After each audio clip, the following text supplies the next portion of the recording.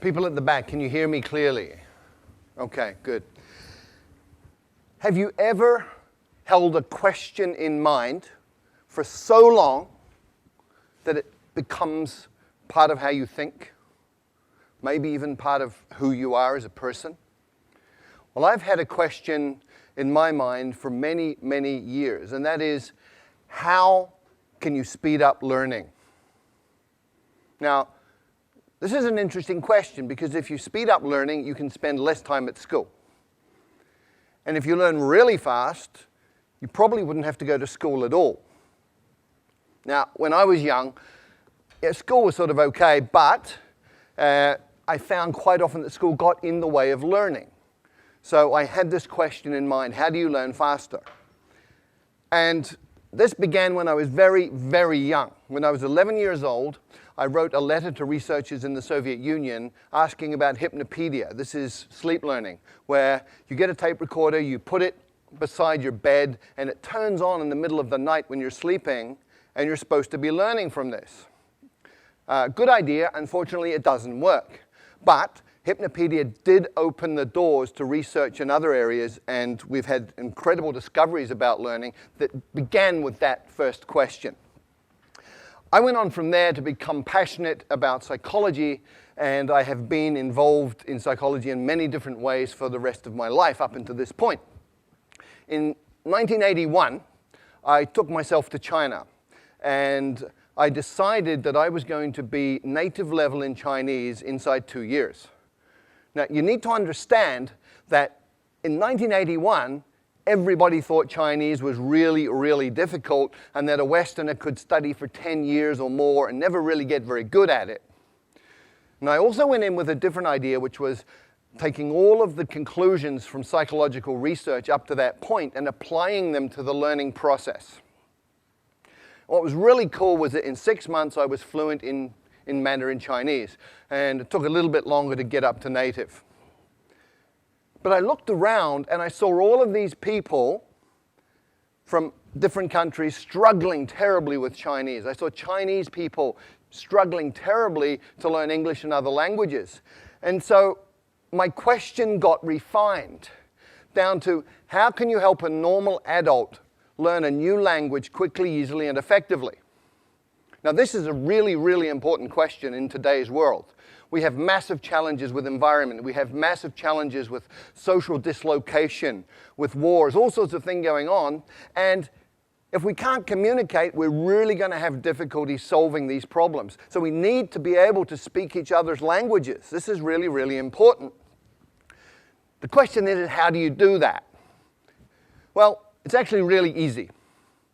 You look around for people who can already do it. You look for situations where it's already working, and then you identify the principles and apply them. It's called modeling, and I've been looking at language learning and modeling language learning for about 15 to 20 years now. And my conclusion, my observation from this is that any adult can learn a second language to fluency inside 6 months.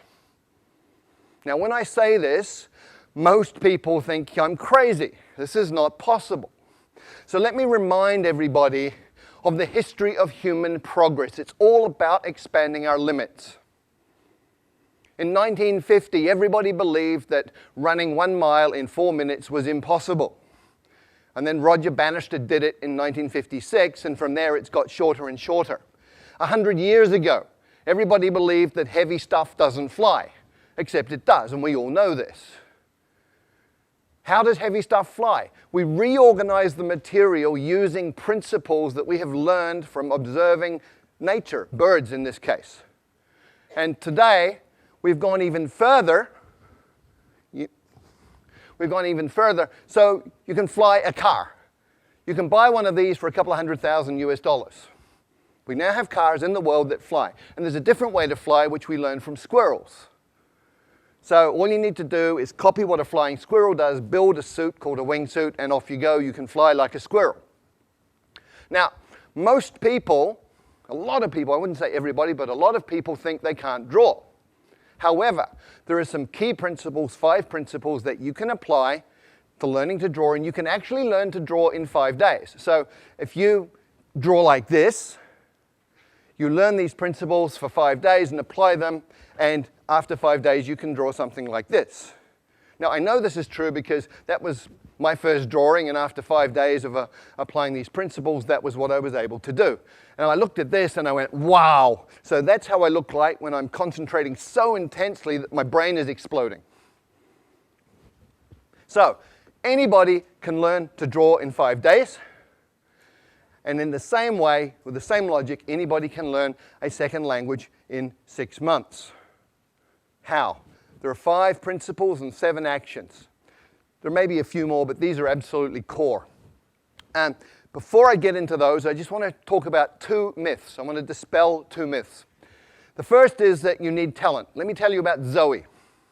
Zoe came from Australia, went to Holland, was trying to learn Dutch, struggling extremely a great deal, and finally, people were saying you're completely useless, you're not talented, give up, you're a waste of time, and she was very, very depressed. And then she came across these 5 principles, she moved to Brazil, and she applied them, and in 6 months she was fluent in Portuguese. So talent doesn't matter.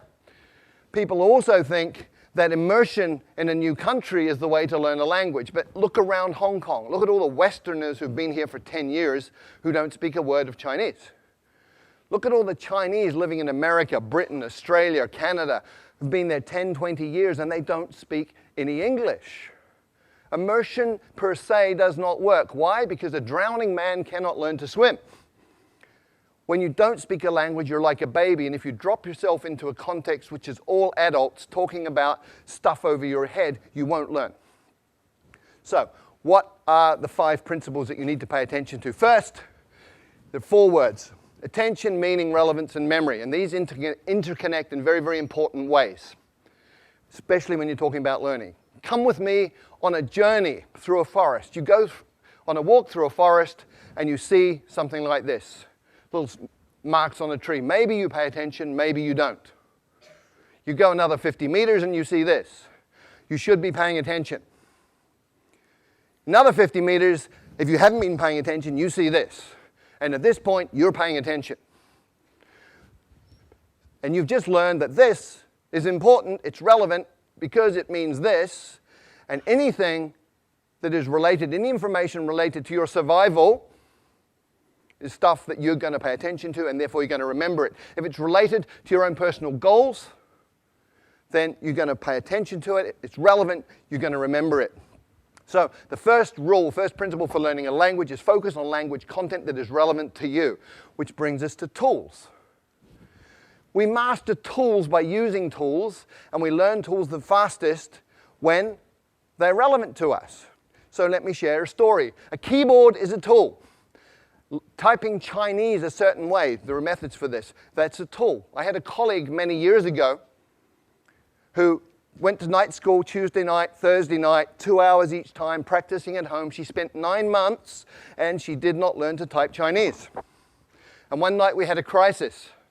We had 48 hours to deliver a training manual in Chinese. And she got the job. And I can guarantee you, in 48 hours, she learned to type Chinese because it was relevant, it was meaningful, it was important. She was using a tool to create value. So the second principle for learning a language is to use your language as a tool to communicate right from day one, as a kid does. When I first arrived in China, didn't speak a word of Chinese. And on my second week, I got to take a train ride overnight. I spent 8 hours sitting in the dining car talking to one of the guards on the train. He took an interest in me for some reason. And we just chatted all night in Chinese, and he was drawing pictures and making movements with his hands and facial expressions, and piece by piece by piece, I understood more and more.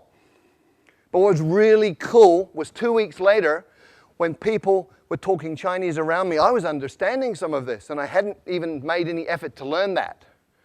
What had happened, I'd absorbed it that night on the train, which brings us to the third principle. When you first understand the message, then you will acquire the language unconsciously.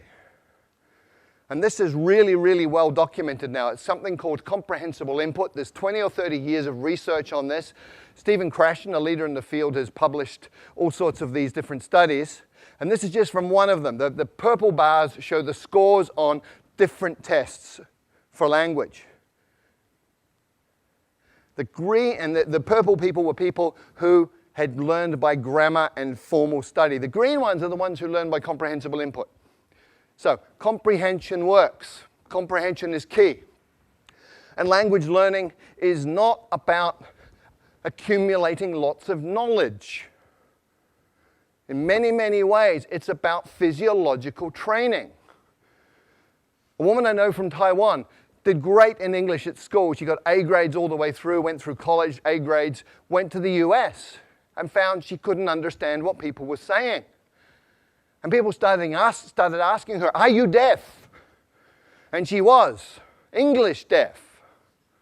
Because we have filters in our brain that filter in the sounds that we are familiar with, and they filter out the sounds of languages that we're not. And if you can't hear it, you won't understand it. If you can't understand it, you're not going to learn it. So you actually have to be able to hear these sounds. And there are ways to do that, but it's physiological training. Speaking takes muscle. You've got 43 muscles in your face. You have to coordinate those in a way that you make sounds that other people will understand. If you've ever done a new sport for a couple of days and you know how your body feels, hurts, if your face is hurting, you're doing it right. And the final principle is state, psychophysiological state. If you're sad, angry, worried, upset, you're not going to learn, period. If you're happy, relaxed, in an alpha brain state, curious, you're going to learn really quickly. And very specifically, you need to be tolerant of ambiguity. If you're one of those people who needs to understand 100% every word you're hearing, you will go nuts because you'll be incredibly upset all the time because you're not perfect. If you're comfortable with getting some, not getting some, just paying attention to what you do understand, you're going to be fine, you'll be relaxed, and you'll be learning quickly. So based on those 5 principles, what are the 7 actions that you take? Number 1, listen a lot. I call it brain soaking. You put yourself in a context where you're hearing tons and tons and tons of the language, and it doesn't matter if you understand it or not. You're listening to the rhythms, you're listening to patterns that repeat, you're listening to things that stand out. So just soak your brain in this. The second action is you get the meaning first, even before you get the words. And you go, well, how do I do that? I don't know the words. Well, you understand what these different postures mean. Human communication is body language in many, many ways. So much body language. From body language, you can understand a lot of communication. Therefore, you're understanding, you're acquiring through comprehensible input. And you can also use patterns that you already know. If you're a Chinese speaker of Mandarin and Cantonese and you go to Vietnam, you will understand 60% of what they say to you in daily conversation because Vietnamese is about 30% Mandarin, 30% Cantonese. The third action, start mixing. You probably have never thought of this, but if you've got 10 verbs, 10 nouns, and 10 adjectives, you can say 1,000 different things. Right? Language is a creative process. What do babies do? Okay, me, ba, now. Okay, that's how they communicate. So start mixing, get creative, have fun with it. It doesn't have to be perfect, it just has to work. And when you're doing this, you focus on the core. What does that mean? Well, with every language, there's high-frequency content. In English, 1,000 words covers 85% of anything you're ever going to say in daily communication. 3,000 words gives you 98% of anything you're going to say in daily conversation. You've got 3,000 words, you're speaking the language. The rest is icing on the cake. And when you're just beginning with a new language, start with your toolbox. Week number 1. In your new language, you say things like, how do you say that? I don't understand. Repeat that, please. What does that mean?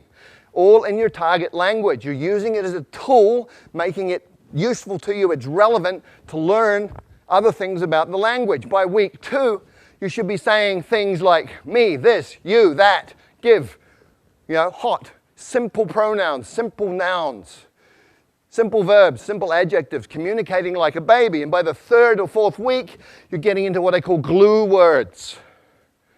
Although, but, therefore, these are logical transformers that tie bits of a language together, allowing you to make more complex meaning.